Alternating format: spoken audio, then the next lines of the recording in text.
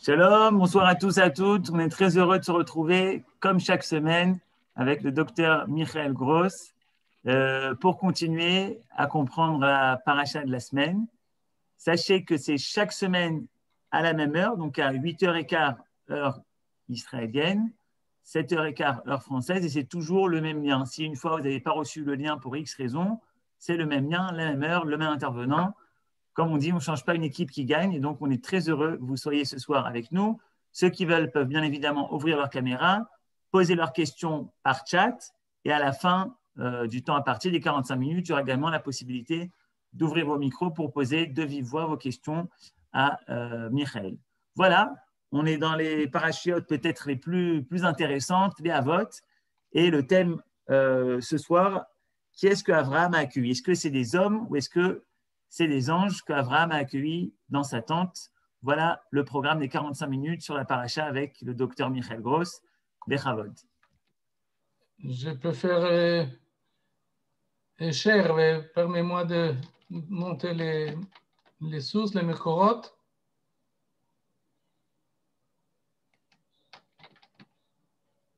Ça y est, c'est bon.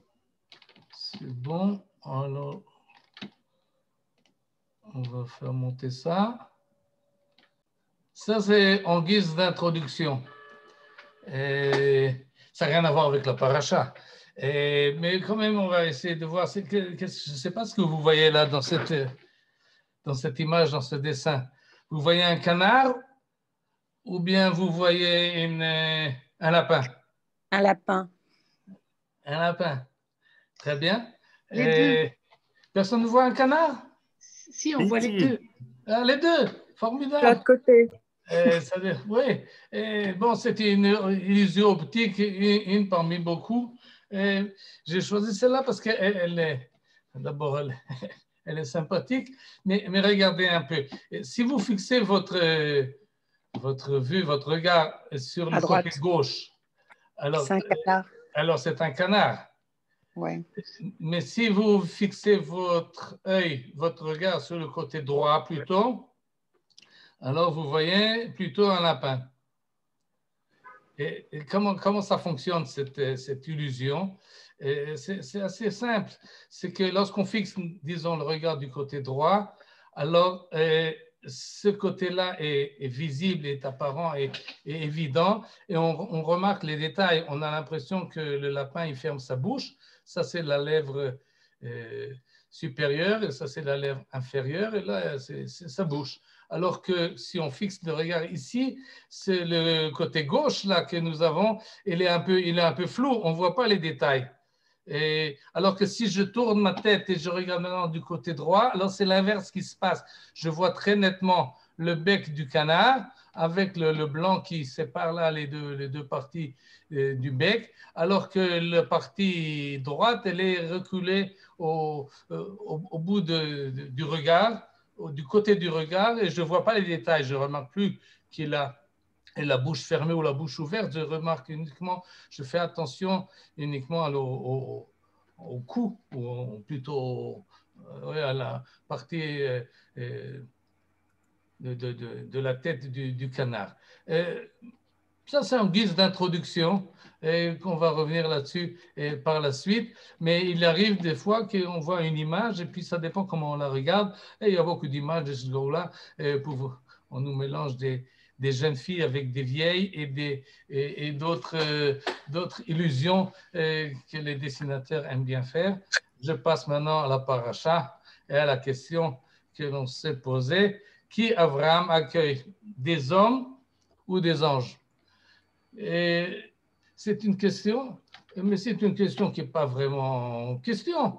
Pourquoi? Parce que quand on commence à lire, la chose est évidente. Et je rappelle ici, nous sommes au chapitre 18 du livre de la Genèse, qui commence comme ça: Vayera elav Adonai be'Elonim Mamre, v'hu yoshev petach ha'oel kechom hayom.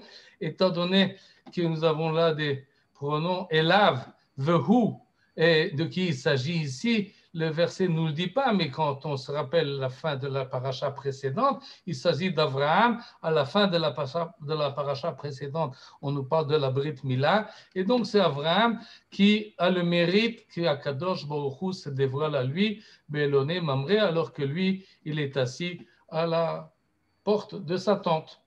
Vaïssa Enav, il lève les yeux et il voit, c'est explicite, il voit Shlosha Anashim. Nitzavim alav. Anashim, c'est des hommes, c'est des gens. Il voit trois hommes qui se tiennent devant lui. Le traducteur, Lazarvog, là, il nous dit, il vit trois personnages. C'est qu'il joue déjà sur l'ambiguïté du chapitre, mais nous n'allons pas suivre cette traduction-là. Nous allons être plus proches du texte. Shlosha Anashim, ces trois personnes. Nous essayons de lire le chapitre d'une manière très innocente et sans préjugés, et Anashim, c'est des gens, et c'est ce qu'ils voient. Et d'ailleurs, ça va être confirmé par la suite du récit, et arrivent trois personnes. Ils regardent, ils lèvent la tête, ils les aperçoivent, ils courent vers eux, ils se prosternent, et il leur dit, s'il vous plaît, Adonai imna matzati chen benecha al na tavo me'al avdecha. Évidemment, on peut s'étonner, il y avait trois, et pourquoi ils parlent? Comme ça nous dit ici le traducteur, Seigneur au singulier, hein, mais il y en a trois, pourquoi il s'adresse seulement à un? Alors, déjà, Rassi fait la remarque et nous explique qu'ils étaient trois, mais il s'adresse à celui qui avait et sans doute été le plus important des trois. Peut-être qu'il était au milieu, accompagné de deux côtés par les deux autres, peut-être qu'il faisait plus d'impression. En tout cas, il s'est dit, si je parle à lui, et lui, il rentre, il vient, alors les autres viendront également avec eux. Ne passe pas ainsi devant ton serviteur. Ces trois personnages-là étaient de passage. Ils n'étaient pas orientés vers la tente d'Abraham. Ce n'était pas leur but de faire une visite à M. Abraham. Ils ne le connaissaient pas. Ils sont de passage. Où ils vont, ces trois personnages, et on le saura par la suite, ça va être dévoilé. Et où est-ce qu'ils vont pour l'instant? Abraham ne le sait pas, ils le font détourner de leur route pour qu'ils viennent pour les accueillir. Et il leur propose, venez, je vous donne un peu d'eau, on va vous laver les mains, et voilà les pieds. C'est profiter de l'ombrage de l'arbre que j'ai à côté de ma tente. Et même, je vais prendre un morceau de pain, vous allez manger. Et tout ça, ça sera très bien. Vous n'êtes pas passé par là pour rien. Si vous êtes passé par là, c'est pour me faire l'honneur de rentrer chez moi. Et ils ont accepté. Peut-être qu'ils sont conseillers l'un à l'autre. Vayomru, ken ta'aseh kasher dibarta. Bon, d'accord, on vient. Alors Abraham court dans sa tente, il va parler à Madame Sarah, il lui dit vite, prépare un gâteau, il y a des invités. Alors c'est ce qu'elle fait, et lui entre-temps, les trois personnes se lavent les pieds, s'installent au bas de l'arbre, et lui, il court, il continue à courir, Ratz Avraham El Abakar, il va au troupeau, il prend ce qu'il faut, un bon veau, il le prépare, etc. Il est aidé par le Nahar, qui est traduit ici par serviteur. Et vous connaissez l'histoire, on peut passer vite, il a tout un menu à proposer, là, il leur donne, il disait qu'il va donner un peu de pain, mais c'est un gueuleton qui leur prépare. Et de la crème, du lait, c'était des côtelettes de veau avec de la crème fraîche. Je ne sais pas, je n'ai jamais essayé ce mélange-là. Depuis que la Torah a été donnée, on ne mélange pas bassar vechalav, mais pour Abraham, sans doute, ça allait quand même. Et vayochelu, ils ont effectivement mangé ce qu'Abraham leur a préparé. C'était très bon. Et avant de passer au verset 9, il faut insérer ici quelque chose que le texte ne nous dit pas, mais qui est forcément, d'abord, c'est logique. Et ensuite, pour comprendre le verset 9, on est obligé d'insérer ici une petite séquence. Et là, on peut s'imaginer, ça a pris du temps, toute cette préparation-là, et jusqu'à que le gâteau est prêt au four, ça a mis du temps. Et alors, qu'est-ce qu'on fait en attendant? Eh bien, on bavarde. Qu'est-ce qu'il y a? Abraham se tient aux côtés de ces trois personnages et comme tout bon juif, il leur demande d'où vous venez, où vous allez. Ah, vous êtes de Paris. Ah, évidemment, vous connaissez celui-là et celui-ci. Et il dit, oui, non, et comment allez-vous? Alors, eux, ils posent aussi des questions. Monsieur, comment vous vous appelez? Je suis Abraham. Ah, et tu vis ici tout seul? Ben non, j'ai ma femme. Hein? Ah, ça, c'est son fils, le Nahar qu'on a vu. Non, ça, c'est pas son fils. Ça, c'est le fils de ma seconde femme. Elle s'appelle Agar. Ma femme, c'est Sarah. Et sans doute qu'ils ont remarqué dans les yeux d'Abraham, quand il disait le nom de sa femme, et les yeux brillaient d'amour. Et bon, très bien. Alors c'est pas son fils. Alors, où sont les fils de Sarah? Et là, Abraham a dû dire, ben, il n'y en a pas. J'ai pas de fils de Sarah.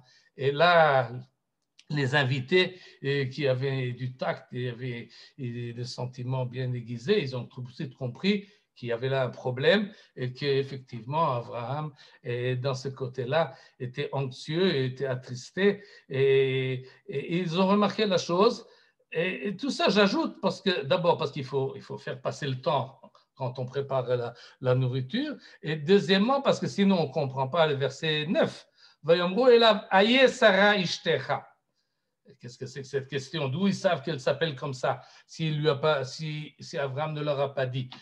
Bon, on vient de parler de Madame Sarah, ben alors, ils cherchent. Où est-elle? Ils ne l'ont pas vue, ils ne l'ont pas aperçue, ils ne savent pas où elle est, et d'ailleurs, ils quitteront la tente d'Abraham sans avoir connu Sarah. Ils connaissent le fils de Hagar, qui a 13 ans à ce moment-là, alors ils peuvent s'imaginer plus ou moins l'âge de la mère de cet enfant, et si c'est la seconde femme, peut-être la première est un peu plus âgée, mais pas beaucoup plus. Alors les invités disent, Aïe Sarah Ishtecha, où est ta femme Sarah? Alors il dit, elle est dans la tente, elle est là. Et alors, vers la fin, sans doute, du repas, comme tous des bons invités qui remercient ceux qui ont préparé le repas, et ils proposent également une bénédiction, et voilà ce qu'il suggère. Tu sais quoi, Abraham? Nous reviendrons l'année prochaine. On repassera dans un an. Je te souhaite.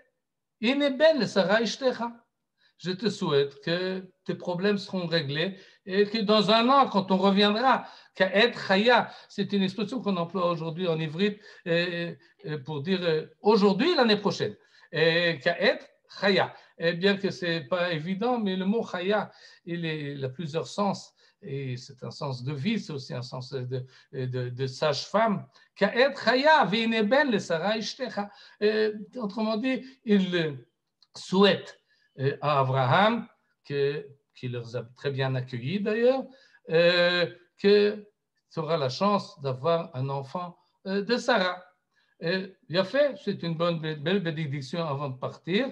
Et le texte nous dit que Sarah a entendu cela. Elle a prêté l'oreille, elle n'était pas loin, elle était juste derrière, dans l'hôtel, dans la tente qui était juste derrière, et elle a entendu cette bénédiction, puisqu'il s'agit, on l'a dit, il s'agit des anashim, il s'agit de personnes qu'on ne connaissait pas, qui sont passées par là, qui sont rentrées, qui sont reposées, ils ont mangé, maintenant ils vont partir et qui ont ajouté, ils ont béni l'hôte d'avoir finalement un enfant de sa première femme, et la réaction de Sarah était de ricaner. Sarah, Bekirba, les morts, ils sont rigolos ces trois-là. Ils ne me connaissent pas, ils ne savent pas que je suis déjà vieille et que mon mari également est un vieillard. Alors ils peuvent dire ce qu'ils peuvent dire, mais ce n'est pas logique ce qu'ils disent, ce n'est pas possible, ça n'arrivera jamais. Elle ricane, elle rigole, elle prend ça à la légère. Et là, nous avons le verset 13, Akadosh Baruch Hu, qui rentre dans la scène. Et il ne rentre pas directement, personne ne l'a remarqué, il glisse à l'oreille d'Abraham. Vayomer Hashem el Abraham, lama zet tzachaka Sarah lemor, ha'af umnam eled va'ani zakanti. היפלא מהשם דבר, למועד אשוב אליך כעת חיה ולשרה בן. Autrement dit, Kadosh Baruch Hu dit à Abraham, elle n'aurait pas dû rire, Sarah. C'est sérieux ce qu'ils viennent de dire. Je reprends leur même formule, et effectivement, ce que je t'ai déjà promis plusieurs fois, que tu auras une descendance, et cette descendance, on a vu ça la semaine dernière, et ta descendance aura droit également à RS Israël, et tout ça, il faut le prendre au sérieux. Et j'ajouterai là que ça ne peut pas marcher si Sarah n'y croit pas. Et je ne veux pas être trop psychologue, mais finalement, tu n'auras pas d'enfant de Sarah si Sarah pense que ce n'est pas possible. Il faut qu'elle participe à la chose, au moins en étant confiante et croyante que la chose est possible. Et donc, la Matzahaka Sarah, elle n'aurait pas dû rigoler. Il ne faut pas prendre ça à la légère, c'est du sérieux. Encore un an pour le Sarah Ben, l'année prochaine, ça y est, tu auras un fils. Et là encore, il faut ajouter entre le verset 14 et le verset 15 quelque chose qui coule de source. C'est qu'Abraham est allé chez Sarah et lui a dit pourquoi tu as rigolé? Parce qu'on a là la réponse, on n'a pas la question. Sarah, elle est morte, l'autre tzachakti. Non, je n'ai pas rigolé. Nous dit Nachmanide, il s'étonne d'ailleurs. Il dit si elle a rigolé, comment elle peut dire que non? Et ça le frappe. Rabbi Moshe ben Nachman, le commentateur du Moyen-Âge, il dit Sarah Imenu n'aurait jamais menti à son mari, mais elle avait peur, elle l'a appréhendé. Et il faut ajouter une autre chose en plus, que je crois qu'on ne peut pas comprendre tout ce passage-là sans faire attention à cela, c'est que les promesses de la descendance qu'Akadosh Baruch Hu a fait à Abraham, et il n'est pas clair que Sarah en a pris connaissance. Elle ne le savait pas. Et donc, sa manière de réagir, elle est très logique. Et elle n'avait jamais entendu directement qu'effectivement, elle aurait finalement un fils. Peut-être si elle aurait eu la même vision qu'Abraham, elle aurait été beaucoup plus confiante et beaucoup plus assurée dans la chose. Mais comme elle ne le savait pas, et elle entend de trois invités comme ça de passage cette remarque, alors évidemment, elle prend ça à la légère et elle ne prend pas ça tellement au sérieux. Et finalement, non, tu as rigolé, mais c'est la seule fois qu'Abraham parle du problème avec ça. Non, ce n'est pas la seule fois. On sait qu'ils ont parlé avec Hagar, puisqu'elle n'avait pas d'enfant. Alors, Sarah a proposé Hagar. Mais la promesse qu'il y aurait un enfant qui s'appellerait Yitzhak, finalement, peut-être aussi à cause de ce tzrok, ce rigolage de Sarah, c'est là que, en fait, ça va se passer. Lorsque Abraham parle avec Sarah, et sans doute cette discussion-là ne s'est pas passée en présence des trois invités, mais une fois qu'ils sont partis, le texte nous raconte ici la fin de l'épisode, pour ne pas couper le récit, mais on s'imagine bien que ça ne s'est pas passé tout de suite, mais plus tard. Et j'ajouterai encore, avant de voir les versets suivants, que cette scène-là qu'on vient de lire, elle tranche de beaucoup avec ce qu'on a vu la semaine dernière. La semaine dernière, on a vu Abraham, un général en chef, qui mène sa troupe à la poursuite d'armée des quatre rois et fait son combat comme il faut et ramène le butin et ceux qui ont été pris en captivité. Et ensuite, nous avons vu un autre Abraham qui a une vision et qui est prophète. Là, on voit un Abraham très père de famille, très pépère, si on peut se permettre de dire, dans sa tente, qui est entre le bétail et la cuisine. Et il court et il fait à manger et il s'assoit et il discute, et il se tient debout devant les invités et il parle avec sa femme, un Abraham très courant, très familier. C'est pas, on a maintenant trois visages différents, en fait complémentaires du même patriarche, et on a là l'occasion de le voir chez lui, à la maison, chez lui, dans sa cuisine. Et cette intimité-là montre bien que la Torah a voulu faire un décrit très complet de notre patriarche Abraham. Vayakumu misham ha'anashim. Ils ont fini de manger, ils se sont reposés, et ben ils continuent leur marche. Et là, le traducteur nous dit les hommes, il n'a plus de problème. Vayakumu misham ha'anashim vayashkifu al pnei Sodom. Maintenant, on apprend quelle était leur direction. Ils sont passés par Éloné Mamré, la région de Hebron, et ils vont à Sodome. C'est un peu loin, c'est aussi en descente, mais c'est par là qu'ils veulent se rendre. Et on nous dit c'était des anashim, c'était des gens comme vous et moi. Et Abraham olech imam leshalechem. Et Abraham les accompagne. Et donc, ce passage-là qu'on vient de lire, et il a pour, sans doute, pour but essentiel, à part de nous montrer le personnage qu'est Abraham, de nous indiquer, de nous apprendre qu'est-ce que c'est Achnasat Orchim, comment est-ce qu'on fait rentrer chez nous même des étrangers. Et donc, il est important de dire que c'était des hommes habituels, tout un chacun. Même le Midrash que rapporte Rashi dit que c'était des idolâtres, ce qui renforce de beaucoup l'ouverture d'Abraham. Il ouvre sa porte, et on dit qu'il en avait 4 aux 4 coins de l'espace pour pouvoir faire entrer les gens de tous les côtés. Abraham court vers eux, se prosterne, leur parle avec beaucoup d'honneur et beaucoup de chaleur, les fait rentrer, leur propose à manger, etc., etc. Et donc, nous avons là, et finalement, il les accompagne. Et c'est comme ça que la Hadith, quand on a des invités, on ne les fait pas partir, mais on les accompagne un bout de chemin. Et Vavram, Olech, Imam, Lechal, Lecham, accompagna pour les reconduire. Il a fait. Très bien. Tout va très bien. Et le texte continue et nous dit Vachem Amar. Or, l'Éternel avait dit. Pas maintenant. C'est pas, le traducteur là est très précis et il a raison. Il y a une différence quand on dit Vayomer Hashem, c'est un passé qui continue, c'est-à-dire on a raconté ce qui s'est passé, maintenant on continue la suite. Si c'est Vayomer Hashem, a dit Dieu après qu'Abraham a accompagné. Mais si on dit Va Hashem Amar, c'est un passé plus lointain dans le passé. Il y a certainement un terme plus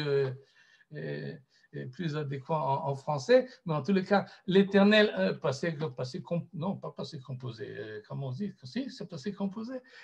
En tous les cas, l'éternel avait dit avant. Quand avant? Quand cette discussion, quand s'est passé ce passage-là, tout ce que de quoi il s'agit dans ce verset-là? Il s'agit que Kadosh Baruch Hu dit à Abraham, je ne pouvais pas te cacher, et tu es quelqu'un avec qui j'ai fait un pacte, on l'a vu la semaine dernière, alors je ne vais pas te cacher la chose. Et sache qu'avec Sodome, j'ai un problème et il faut que j'aille voir ce qui se passe là-bas parce qu'il se comporte vraiment d'une manière qui n'est pas acceptable. Et je vais voir ce qui se passe et je vais voir ce que je vais faire avec Sodome. C'est un avertissement sans doute pour que Abraham ait pris envers Sodome, comme on va le voir dans un instant. Quand ça s'est passé, cette discussion, je vous propose de mettre ça plus haut. Ce n'est pas moi qui propose, c'est Ibn Ezra. Vayera elav Hashem beloné Mamré.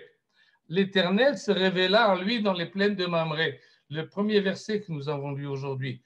Et alors qu'il était assis à sa tente, il est apparu, il s'est révélé à Abraham, mais il ne lui a rien dit. Pourquoi il ne lui a rien dit? Parce que tout d'un coup, il y avait les trois hommes qui sont arrivés. Ben non, c'est ce que voulait dire Akadosh Baruch Hu à Abraham. Le but de Vayera Elav Hashem, le but de cette révélation-là, on l'a en fin d'histoire. Et les remarquer en fin de chapitre, parce que tout de suite, on va continuer avec l'histoire de Sodome. Et Akadosh Baruch Hu avait déjà prévenu Abraham, sache, j'ai quelque chose à faire avec Sodome. Et là, il l'a averti. Et puis tout d'un coup, sont arrivés les 3 hommes. Bon, alors on arrête la discussion et on va s'occuper des trois bonhommes qui circulent ici dans l'espace. Et là, nous fait remarquer le Midrash une remarque extraordinaire. Gedola achnasat orchim ki kabbalat pnei shchina. C'est une phrase, on peut la reprendre en ivrite, mais on va tout de suite la traduire en français pour ceux qui comprennent bien la chose. C'est vraiment extraordinaire. Gedola achnasat orchim mi kabbalat pnei shchina. C'est-à-dire accueillir des invités, c'est autant de valeur, ou même plus de valeur, que d'avoir une vision d'Akadosh Baruch Hu. Et dans cette phrase-là, qui revient dans notre chapitre, d'une manière tellement mouchachite, tellement apparente, c'est que Akadosh Baruch Hu parle à Abraham, ils ont de quoi parler, ils vont parler de Sodome, mais on interrompt cette discussion ou cet avertissement qu'Akadosh Baruch Hu voulait faire à Abraham parce qu'il arrive des gens. Il y a des gens à s'occuper. Il faut s'occuper du monde, il faut s'occuper de l'humanité. Alors on arrête le religieux, comme on appelle ça en français, et le social. Pour Abraham, il n'y a pas de distance entre les deux. C'est une et une même chose. Et cette idée-là, elle est centrale dans la Torah et dans le judaïsme de manière générale. Et c'est pas que tu t'occupes d'Akadosh Baruch Hu, c'est une chose, et mitzvot ben adam la chavero, c'est autre chose. Non, si c'est autre chose, tu as loupé le coche. C'est la même chose. À tel point que si tu vas maintenant, disons, prier à Kadosh Baruch Hu, tout d'un coup, tu dois faire Gemilut Chassadim, tu as un dilemme. Et la manière dont Abraham a résolu son dilemme, je ne suis pas posek halacha, je ne vous dis pas comment résoudre tous les problèmes qui se posent dans la vie, mais parfois, tu ne vas pas à la prière parce que tu dois t'occuper d'autres personnes. Disons que tu es médecin et que tu dois soigner des gens, soigner ces gens-là, ce n'est pas en dehors du service divin, c'est inclus dans le service divin. Et c'est comme ça qu'il faut vivre la chose. Et c'est comme ça qu'Abraham, effectivement, voit la chose. Et donc, on peut continuer avec Abraham. Et Abraham accompagne donc les trois personnes. Et les trois personnes le quittent. Vaïfnu misham ha'anashim. Et ils vont vers Sdom. Et Abraham, au dénommé, d'Ifne Hashem. On a là, ce verset-là est le numéro 1, le verset 1, sont la misgeret, sont le cadre dans lequel est insérée cette histoire-là de Achnasat Orchim. Abraham, c'était encore en présence du Seigneur, le Seigneur ne l'a pas quitté. Il est sans arrêt conscient de la présence divine en préparant le gâteau, en préparant la côtelette de veau. Et donc nous avons au numéro 2, au verset 2 et au verset 22, Anashim, dans toute cette histoire-là, on n'a pas du tout d'allusion qu'il ne s'agisse pas d'hommes normaux, comme nous, vous et moi, qui viennent, qui se lavent les pieds, qui mangent, qui disent merci et qui s'en vont. Et donc, il n'y a pas de raison de penser différemment. C'est comme ça qu'on peut passer allègrement au chapitre 19. Évidemment, entre verset 22 et le chapitre 19, il y a tous ces passages qu'on ne va pas s'attarder dessus, où Abraham essaye de sauver la ville de Sodome. Et finalement, comme on sait, il n'est pas arrivé à convaincre Akadosh Baruch Hu. Et on revient avec ces gens-là qui viennent de quitter la tente d'Abraham et qui arrivent à Sodome. Le soir, on sait à quelle heure ils étaient chez Abraham. Vous vous rappelez, Bechom Hayom, au Zénith. C'était midi. Ils sont restés à peu près une heure et demie chez Abraham. Et bien le soir, ils sont déjà à Sodome. Et tous ceux qui connaissent la géographie savent qu'ils sont allés vite. Mais ceux qui habitaient en Europe se sont posé la question pourquoi c'est mis tellement longtemps entre Hebron et Sodome? Et ils donnent la réponse que ces malachim étaient des gens de Midat HaRachamim, ils avaient pitié de Sodome et ils savaient qu'Abraham voulait intervenir, alors ils sont allés doucement pour laisser le temps à Abraham d'intervenir. Et finalement, ils sont arrivés à Sodome. Si vous voulez être plus près du sens littéral, ils ne sont peut-être pas arrivés le même jour, ils sont peut-être arrivés le lendemain. Et le fait qu'ils arrivent le soir, c'est parce que tout ce qu'on va lire se passe pendant la nuit et vers la fin du jour et au début du jour prochain. Mais là, celui qui dit verset 1 du chapitre 19, il saute de sa tête, pas de sa tête, de sa chaise, pardon. ויבואו שני המלאכים סדומה בערב, ולוט יושב בשער סדום, וירא לוט ויקם לקראתם, etc. Mais encore avant de finir le verset, שני המלאכים, malachim, ce sont des anges. Mais on ne les a jamais vus. Pourquoi il y a ici il y a un article défini? On ne sait pas de qui il s'agit. C'est les mêmes. Ceux qui ont quitté Abraham et ceux qui arrivent à Sodome, c'est les mêmes. Et il semble que oui, puisque c'était dans leur direction. Donc, il n'y a pas de raison de penser à autre chose. Mais pourquoi on ne les appelle plus Anashim? Tout d'un coup, on les appelle Malachim. Qu'est-ce qui s'est passé en chemin? Ces hommes-là sont devenus des anges.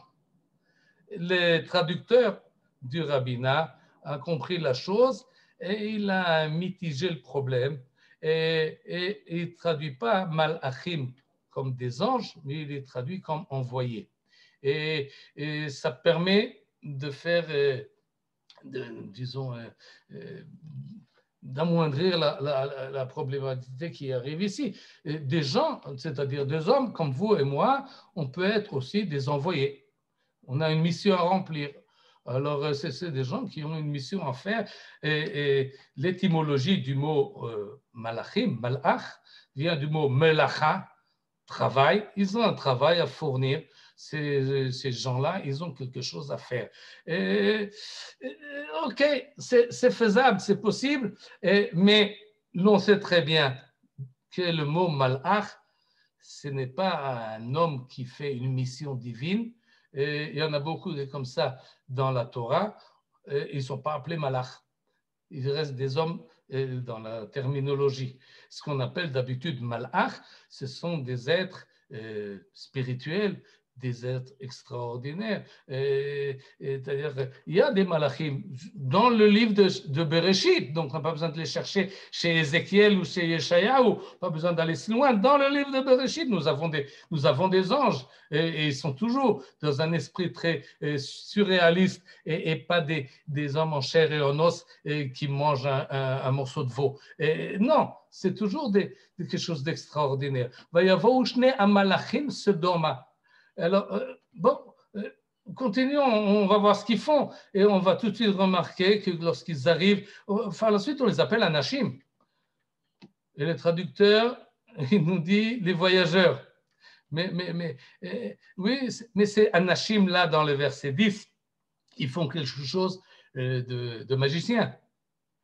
C'est-à-dire, entre le verset 2 et le verset 10, on se rappelle que les gens de Sodome ont prouvé leur manque de vertu et ils arrivent et ils assaillent la maison de Lot et demandent qu'on leur livre les invités, ce que Lot refuse et il y a tout un amalgame, une manifestation devant la porte et ils deviennent violents et donc les gens, mais c'est Anashim. Ces gens-là, ce sont effectivement les voyageurs, les deux. D'ailleurs, je n'ai pas fait la remarque et j'ai oublié, mais vous avez certainement remarqué qu'ils étaient trois, ils sont devenus deux. Il y en a un qui a disparu, il s'est volatilisé. Et donc, on a tout de suite l'impression qu'ici, il y a quelque chose de bizarre qui se passe. En tous les cas, c'est Malachim, ils arrivent à faire, qu'est-ce qu'ils font? Et les hommes qui assiégeaient l'entrée de la maison, c'est les hommes de Sodome, ils les frappèrent d'éblouissement, c'est-à-dire ils leur ont enlevé la vue. Et comment ils ont fait ça? Ben, c'est des anges. Ben, c'est des gens qui ont des pouvoirs extraordinaires et ils ont la possibilité de faire des choses que le commun des mortels ne peut pas faire. Et donc, effectivement, ils font. Et ils font aussi par la suite, au verset 13, car nous allons détruire cette contrée. Ils disent à Lot, pars, il faut que tu fuis la ville de Sodome qui mashritim anachnu. Nous allons détruire cette contrée. Qui c'est nous? Ben nous, le pouvoir divin, et nous, les anges envoyés d'Akadosh Baruch Hu, lui, et dans le verset suivant, il s'agit effectivement de l'Éternel qui va détruire. Et donc, ces personnes-là qui arrivent à Sodome, c'est forcément pas des gens habituels qui viennent manger, bien qu'ils avaient donné un peu l'impression que c'est ça qu'il s'agissait, mais quand on lit le verset 19, il est évident que ce sont des malachim, c'est marqué encore une fois, et on est déjà à l'aube, et les malachim, les envoyés, poussent pressèrent Lot à sortir, et il traîne. Alors, comme il tardait, ces hommes le prirent par la main, encore une fois, les Anashim. Conclusion Benaim, intermédiaire, quand on passe du chapitre 18 au chapitre 19, on est un peu bousculé, et quand on arrive au chapitre 19, on constate tout d'un coup que ces gens-là qui étaient chez Abraham, ce n'étaient pas des gens normaux, ce n'étaient pas des gens habituels, c'était des anges. Qu'est-ce que c'est des anges? Je ne sais pas. Mais en tout cas, c'est en tout cas des personnes qui étaient envoyées par Akadosh Baruch Hu. Ce n'étaient pas des gens, des idolâtres, comme nous disait le Midrash. Ce n'étaient pas des gens communs, mais c'était des hommes spéciaux qui font des miracles, qui peuvent détruire la ville de Sodome et de Gomorrhe, et qui à un certain moment sont là, et tout d'un coup, ils ne sont plus là. Il y en a un qui a disparu entre le chapitre 18 et le chapitre 19, et les deux autres, eh bien, ils disparaissent quand ils ont fini de faire sortir Lot de la ville. Ils le font sortir de la ville, et alors ils disent à Lot, ben, fuis vers la montagne. Et Lot leur dit, non, je ne veux pas, c'est trop loin, j'arriverai pas, j'arriverai jamais. Là, il y a une petite ville. Bon, alors ils disent, bon, d'accord, va dans cette ville, ça va. Tant que tu n'es pas dans la ville, on ne fait rien, on ne casse rien, on n'abîme rien. Va vite dans la ville. Et à peine il arrive dans la ville de Tsoar, et arrive, Akadosh Baruch Hu fait tomber du ciel Gofrit Vaesh, le soufre et le feu, et la ville de Sodome est détruite. Et les anges, ben, il n'y en a plus. Ils ne sont plus là, ils ont disparu, ils sont volatilisés. Donc, quand on arrive à la fin du chapitre 19, on se dit, j'ai rien compris au chapitre 18. Ce n'est pas de cela qu'il s'agissait. Il s'agissait d'anges, il ne s'agissait pas de personnes. Il faut donc revenir au chapitre 18, le relire. Il faut relire tout le passage et il faut voir ça d'une manière très différente, relire le chapitre et se dire non, ça ne va pas. Il s'agit d'autre chose. Et le mot anashim, là, c'est une illusion. Ce n'était pas des hommes habituels, c'était des malachim. Et cette idée-là est reprise par Maïmonide. On va voir ce qu'il nous dit à Rav Moshe ben Maïmon dans Moreh Nevuchim, dans le livre des Égarés, deuxième partie. J'ai la photocopié, la traduction de Munk sur le Moreh Nevuchim. Et voilà ce qu'il nous dit au chapitre 32, combien c'est dans 42, et de la deuxième partie du guide des Égarés. Et on va lire le passage suivant. Nous avons déjà exposé que partout où on a parlé de l'apparition d'un ange ou d'une allocution faite par lui, il ne peut être question que d'une vision prophétique ou d'un songe, n'importe qu'on l'ait ou non déclaré expressément. C'est-à-dire, la Torah peut dire « Vayomer malach Hashem », l'ange a parlé comme il l'a dit la semaine dernière à Agar. Mais ça peut être explicite, ça peut être implicite, c'est déclaré ou c'est pas déclaré. Et il faut savoir cela étant bien pénétré. À partir du moment où il s'agit d'apparition d'un ange, c'est une vision prophétique ou d'un songe. Ce n'est pas quelque chose de réel, c'est quelque chose d'irréel. Peu importe qu'on se dise tout d'abord de quelqu'un qui a vu l'ange ou qu'on semble dire qu'il prenait d'abord pour un individu humain, et qu'à la fin, il devient manifeste pour lui que c'était un ange. Si c'était un ange, dès que tu trouves dans le dénouement que celui qui a été vu et qui a parlé était un ange, tu sauras, dit le Rambam, dit Maïmonide, et tu seras certain que dès le commencement, c'était une vision prophétique ou un songe prophétique. Et l'exemple qu'il ramène, je vais un peu plus vite parce que le temps me presse. Et il nous ramène comme exemple ce passage-là. Et l'Éternel apparut aux chaînes de Mamré, Béloné Mamré, il est apparu à Abraham. Et donc, le passage que nous avons vu, celui-là donc qui donne cette interprétation, dit que ces paroles d'Abraham, on va voir ce passage, ce verset 3, il s'agit d'Akadosh Baruch Hu, il s'agit d'une relation, d'une vision prophétique, et pas de quelque chose comment dire, de réel, mais c'était une vision. Je reprends rapidement le chapitre. Peut-être que je devrais tirer un peu plus que l'heure de 9 heures habituelle. En tous les cas, Vayera el Hashem. Akadosh Baruch Hu se révéla à Abraham. Vaïssa enav. Et Abraham lève ses yeux pour voir la vision qu'Akadosh Baruch Hu va lui montrer. Et dans cette vision-là, il voit 3 personnes. Il n'existait pas ces 3 personnes. Il les voit dans sa vision et ils sont là.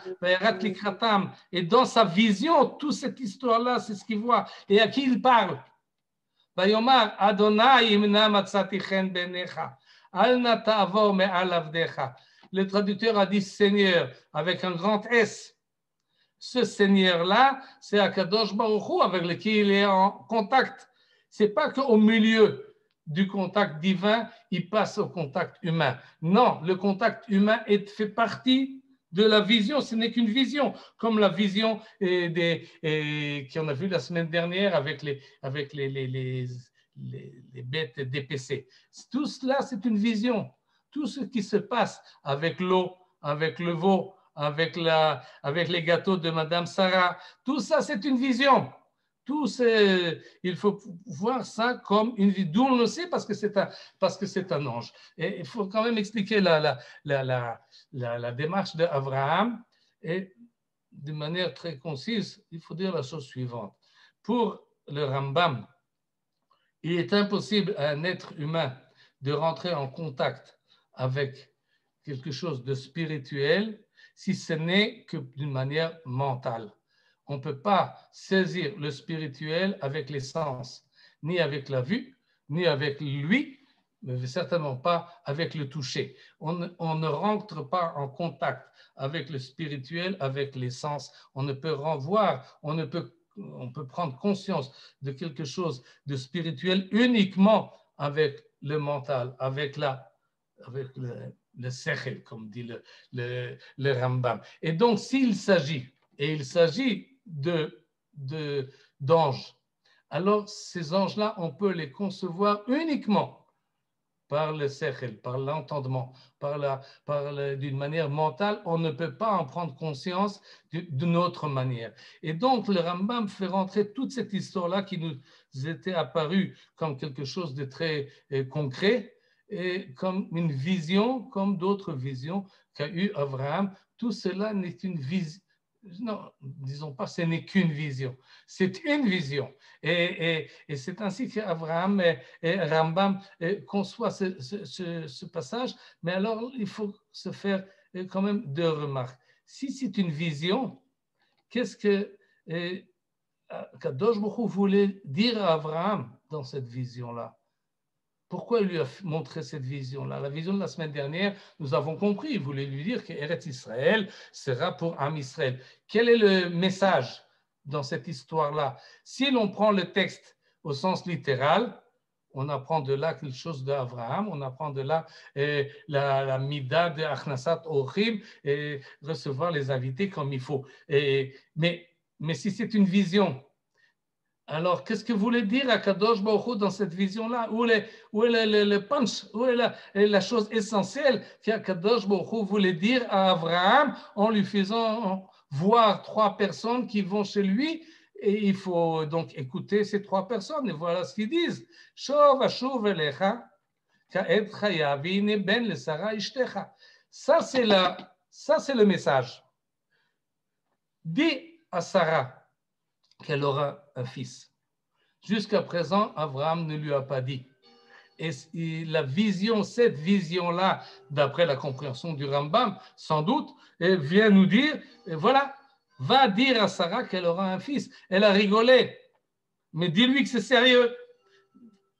Fais-lui participer à ce miracle-là. Et quand vous lirez la paracha et vous arrivez au chapitre 22, faites attention au verset numéro 1 de ce chapitre. Va'Hashem pakad et Sarah kasher amar, vayas Hashem le Sarah kasher diber. Akadosh Baruch Hu a fait à Sarah ce qu'il a dit. Quand il lui a dit, ben là, il lui a dit. Dans cette vision-là, il a fait dire par les anges à Sarah qu'elle va avoir un fils dans un an. Ça, c'est le message d'après le Rambam que le passage de la Torah vient nous enseigner. Et c'est en fait le but de cette vision-là, de ces trois malachim qui viennent voir Abraham, c'était ça. Et d'ailleurs, le Midrash le dit, un de ceux-là vint pour le Vasser et Sarah. Le but de ce malach, sa mission, c'était effectivement d'annoncer à Sarah. Et ne prenez pas ça trop à la légère, parce que il aurait été impossible que Yitzhak naisse sans que Sarah soit avertie de la chose. Il y a peut-être une vue un peu comment dire, féministique dans la chose. C'est-à-dire, quand on arrive jusqu'à Parashat Vayera, on est un peu troublé qu'Abraham, c'est lui qui prend les décisions, alors qu'on sait très bien que Sarah est une personne très, avec beaucoup de présence dans la vie d'Abraham. Elle vient avec lui, elle l'accompagne, elle vient avec lui. En Égypte, elle vient avec lui et elle lui donne Hagar. Et donc, ce ne serait pas possible que finalement naisse Yitzhak sans la participation active et moudat et connue et de conscience de Sarah. Et d'après le Rambam, c'est de ça sans doute, c'est de ça qu'il s'agit dans ce chapitre-là. Je reviens à mon introduction parce que le Rambam, je ne vais pas retourner, mais vous vous rappelez, et le Rambam a dit peu importe si le texte nous a préparé à la chose dès le départ, où le texte ne nous dit pas, et on apprend seulement à la fin qu'il s'agit des anges ou il s'agit d'hommes habituels. Des fois même, le texte ne le dit pas, mais on peut le comprendre de par nous-mêmes. Et en fait, le Rambam ignore le style de la Torah et cherche le sens philosophique que la Torah veut nous donner, au-delà de la manière que la Torah s'exprime. Il me semble qu'il faut... qu'on peut ajouter là-dessus. Ce n'est pas pour rien que la Torah nous a, entre guillemets, induit en erreur. On lit le chapitre 18 et on le lit très bien, on le comprend très bien en pensant qu'il s'agit d'un lapin. On finit et on voit que non, il s'agit d'un canard. Cette illusion d'optique, elle est voulue. Je vous ai demandé qu'est-ce que vous voyez là dans ce dessin-là au début de ce shiur. Et c'est une question qu'on peut se poser, mais on peut poser une autre question. Pas qu'est-ce que l'on voit, mais qu'est-ce que le dessinateur a dessiné.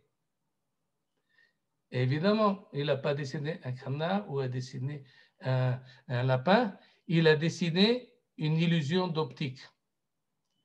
Comme ça, on peut prendre également la Torah.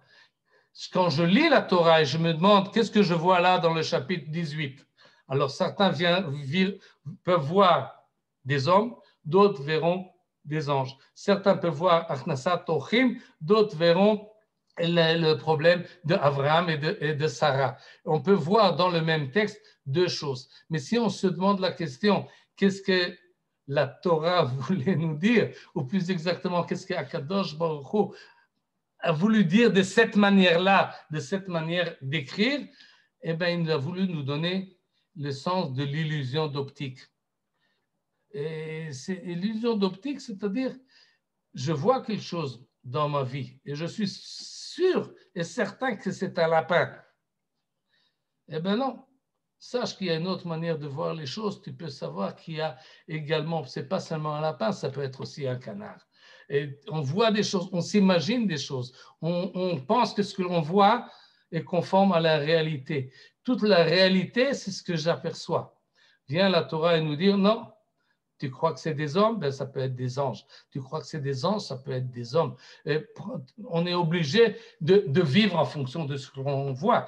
En chacham elama she'enav ro'ot. C'est-à-dire, un chacham ne peut être actif qu'en fonction de ce qu'il voit et qu'il conçoit d'une manière rationaliste.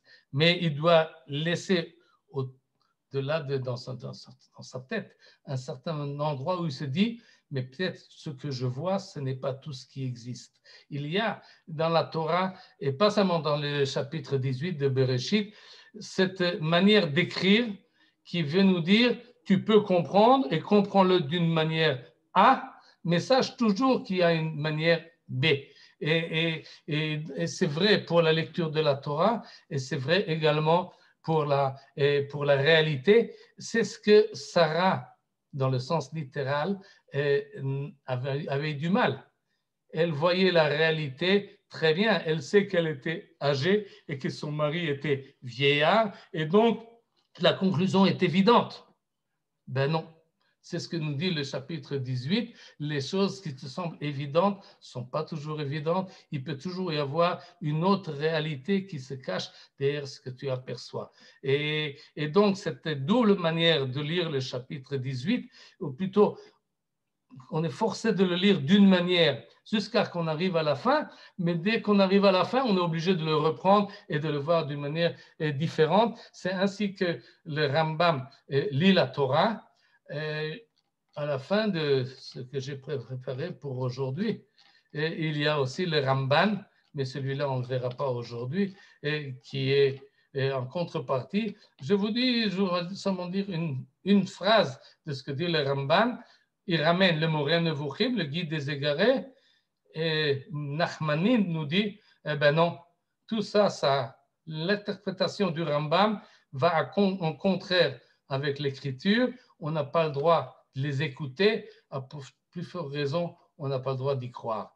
Donc vous voyez que on peut lire la Torah comme le Rambam, comme le Ramban.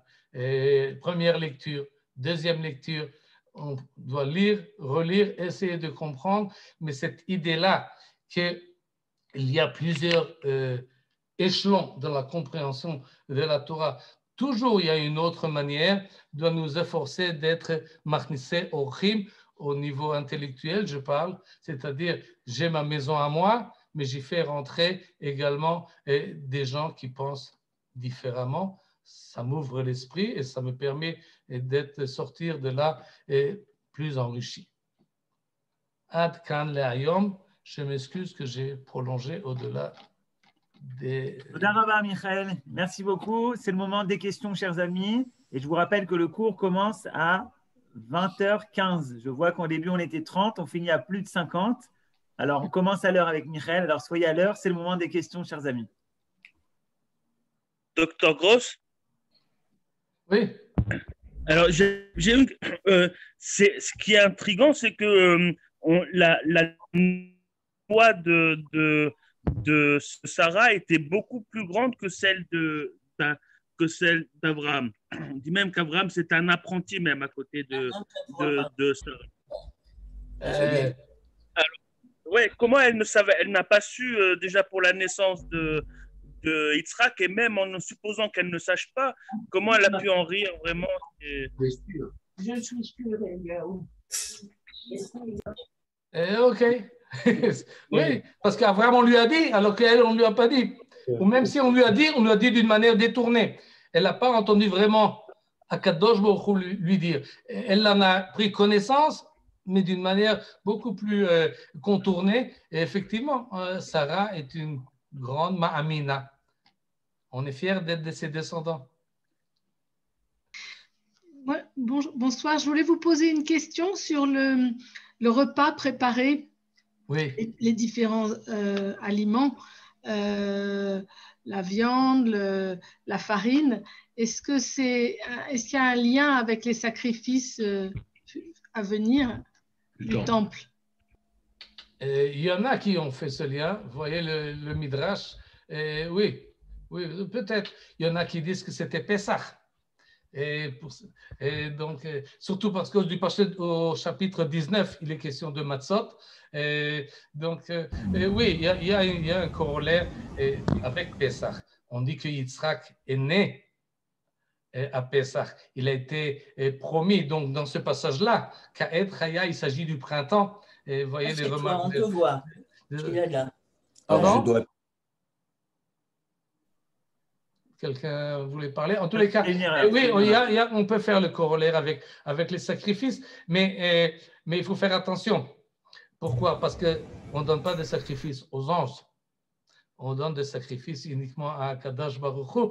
À nos invités, on offre ce que l'on peut leur offrir, mais un sacrifice, uniquement à Kadosh Baruch Hu. Oui, quelqu'un d'autre voulait dire quelque chose? Vous m'entendez? Oui. Comment? Shivim Panim la Torah. Eliyahu Avrahami. Oui, Eliyahu Avrahami Bechavod. Et s'il vous plaît, vous savez, je voulais vous dire, je reste un peu plus terre à terre. C'est-à-dire que je me dis, si j'avais été Abraham, je n'aurais pas attendu que le veau soit cuit et préparé pour apporter à mes invités de l'eau et du lait. Donc, ça, c'est ma vision. Il n'est pas possible qu'il les ait laissé tant de temps que le veau cuise sans leur apporter cette chose-là. Et à ce moment-là, il n'y a pas de mélange de lait et de viande. Comme on dit, à ce temps-là, il n'y avait pas encore ce principe toranique. Okay. Non, et moi, je pense, et je suis vraiment de cet avis, c'est-à-dire pour la Achnasat Orchim d'Abraham, je ne vois pas ces anges, parce que d'abord, je les vois comme des anges, je ne les vois pas attendre comme ça un verre d'eau et ça, c'est une chose. Et la deuxième chose, il faut dire que Abraham lui-même a souri quand il lui a été annoncé. Quand il lui a été annoncé, allô? Oui, oui. Vous m'entendez? Oui. Qu'il lui a été annoncé qu'il aurait un fils et qu'il dit qu'Ishmaël vive. Non, il lui dit non, non. Et ta femme, d'ailleurs, il va lui donner son nom aussi, Sarah. Il connaît le nom.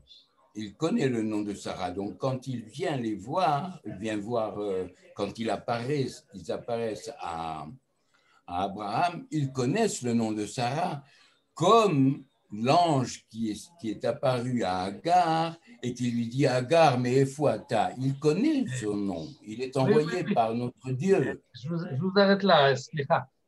Oui. Effectivement, je reprends l'image du lapin. Quand on voit les choses d'une certaine manière, alors il y a des choses qui sont laissées de côté. Et si on prend le texte selon les anges, alors on peut se poser la question, les anges ne mangent pas. Mais d'un autre côté, les anges, effectivement, ils savent qu'il s'appelle Sarah. Donc, donc le texte, il nous permet de voir les choses à deux niveaux. Au contraire, si ce n'est pas des anges, alors il faut se demander d'où ils savent que c'est Sarah, mais alors c'est très compréhensible qu'ils mangent. Donc, il y a des détails que lorsqu'on met le focus sur un point, il y a des détails que nous ne faisons pas attention à eux. Et si on met le focus sur un autre point, alors il y a des choses qui s'arrangent différemment. Et donc, cette double vision-là, il faut s'habituer lorsqu'on lit la Torah et avoir, si vous voulez, c'est peut-être pour ça qu'on a deux yeux et pas un œil, comme le cyclope, pour pouvoir voir les choses en deux, même 3 ou 5 dimensions. Toda Rabba. Encore une remarque? Achrona? On dit Shivim Panim la Torah, pas seulement 2, il y a plus qu'un canard et un lapin. Oui, mais j'avais pas le temps.